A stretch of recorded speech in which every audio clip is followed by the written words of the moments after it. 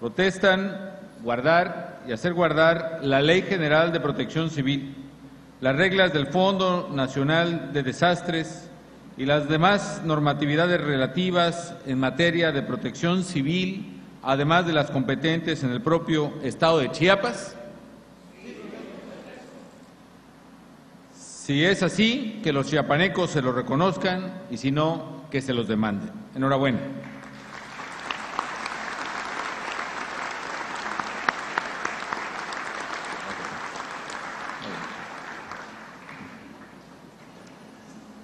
Señor licenciado Juan José Sabines Guerrero, muchísimas gracias por su hospitalidad como gobernador del Estado de Chiapas, como amigo, como colaborador de la República y del Estado. Diputada Anelisa López Cuello, presidenta del Congreso del Estado. Magistrado Juan Gabriel Cutiño Gómez, presidente del Tribunal Constitucional de la Magistratura Superior del Estado de Chiapas. Licenciado Ezequiel Saúl Orduña Morga, presidente municipal de Tapachula, muchas gracias por su hospitalidad. General José Cornelio del Salvador Macías Cabrera, comandante de la 36ª Zona Militar. Contraalmirante Antonio González Enrique, jefe del Estado Mayor de la 14ª Zona Naval. Distinguidos alcaldes que nos acompañan de diversas municipalidades del Estado de Chiapas, de Comalapa, de Mazapa, de Motocintla, de Acapetagua, de Escuintla, de Huixtla, de Villa Comatitlán, de Cacahuatán, de Huehuetán, de Mazatán, de Metapa de Domínguez, de Frontera Hidalgo, de Suchiate, de Tuztlachico, de Tuzantán, de Unión Juárez, de Arriaga, de Mapastepec, de Pijijiapan, de Tonalá, prácticamente de toda la zona del Soconusco y de otras regiones representativas del Estado. Muchas gracias por su presencia. Amigas y amigos chiapanecos, distinguidos integrantes del Presidium, amigos todos.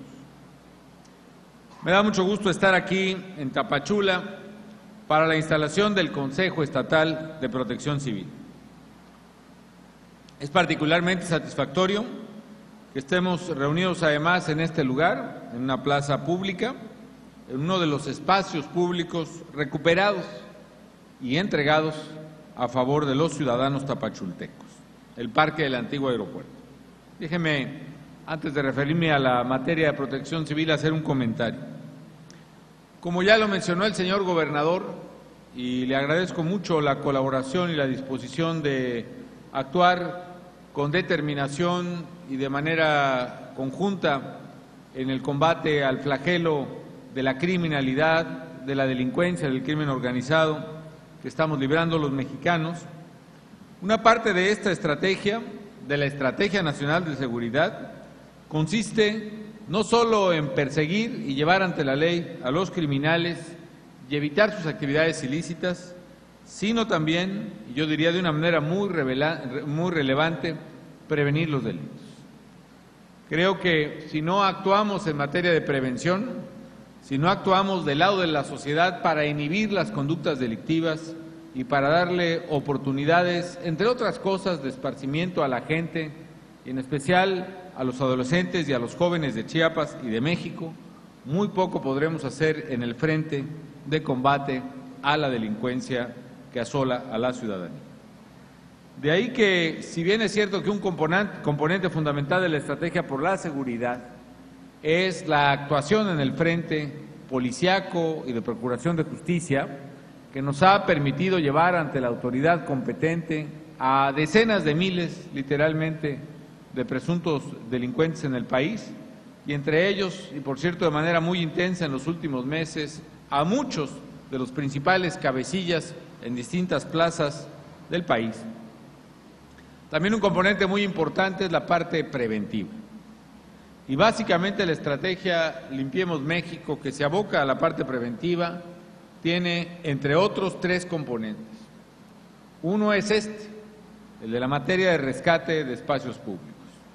Y si bien es cierto, la colaboración de las fuerzas locales y federales, entre ellas el Ejército Mexicano y la Marina Armada de México, la Policía Federal, nos permite hacer valer la autoridad del Estado mexicano en cada rincón del territorio nacional, la verdadera defensa, la verdadera conquista de estos espacios y zonas territoriales está en la apropiación que los ciudadanos hagan de los sitios públicos para ellos y no permitan que tales espacios queden en manos de delincuentes, de asaltantes, de narcomenudistas.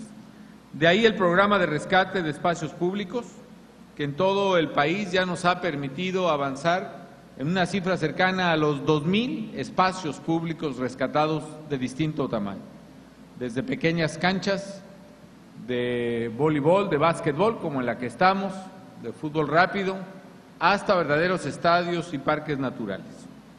En el programa de rescate de espacios públicos aquí en Chiapas, y en particular en Tapachula, hemos sumado esfuerzos, cosa que también agradezco, con el gobierno estatal, con el gobernador Sabines, con gobiernos municipales para invertir más de 140 millones de pesos en la recuperación de 55 espacios públicos en todo el estado.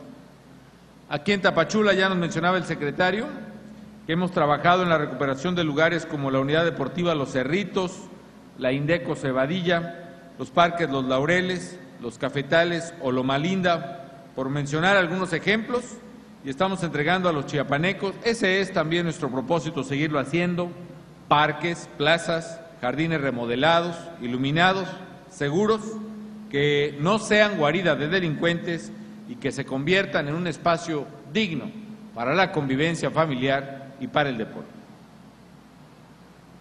Qué bueno que hoy estamos en uno de ellos, el del antiguo aeropuerto. Pero nos reúne una cuestión vital para el país y para el estado de Chiapas, como bien lo saben ustedes, amigas y amigos chiapanecos, mejor que nadie, la protección civil.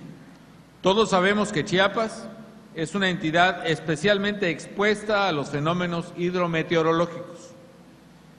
Todos recordamos los grandes estragos que a lo largo de la historia ha sufrido el estado de Chiapas con las tormentas, las lluvias torrenciales, los huracanes que azotan año con año a este bello rincón de la patria. Aquí en Tapachula, por supuesto, en la zona del Soconusco, pues quién no recuerda las lluvias torrenciales del 98 o los efectos devastadores del ciclón Están en 2005. Chiapas ocupa el segundo lugar nacional en términos de lluvia anual con 1,760 milímetros en promedio. Déjenme decirles que ayer que llovió en la Ciudad de México, ya estamos preocupados un poco por la falta de lluvias, pero en la zona del Cutzamala, que es la que provee agua a la Ciudad de México, bueno, pues ya, por lo menos ayer cayeron 5 milímetros de agua. Aquí en Chiapas, el promedio de lluvia anual, repito, es 1,700 milímetros en promedio en el estado. Es decir, que llueve cada año, pues casi 2 metros de agua en promedio. Una cifra verdaderamente impresionante. 11 veces más, por ejemplo, que lo que llueve en Baja California Sur, que también, por cierto, es afectada por ciclones en el Pacífico. Esto se agrava, amigas y amigos, por lo que hemos hecho con la naturaleza. La deforestación que hemos creado entre todos, porque no es solo una cuestión de talamontes, es una cuestión también de hambre, de comunidades indígenas que se les entregó la selva y el bosque sin opciones o alternativas de ingreso y prácticamente se la comen.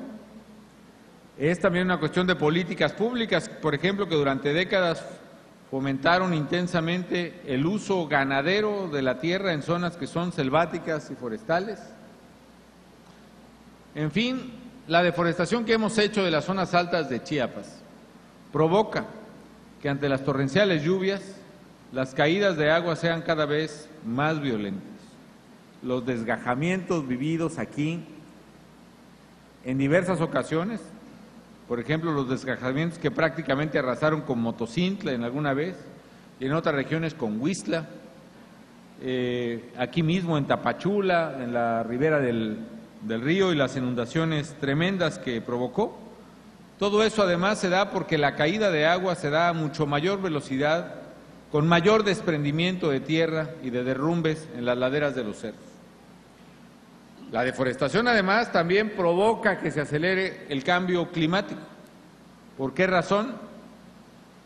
porque en la medida que hay más emisiones de carbono por los automóviles, por el transporte, por la electricidad, por el petróleo, en esa medida ese humo, digamos que le pone como un suéter a la atmósfera y hace que el calor no salga, y entonces eso provoca el calentamiento global, así se llama, y el calentamiento global acelera los desastres naturales.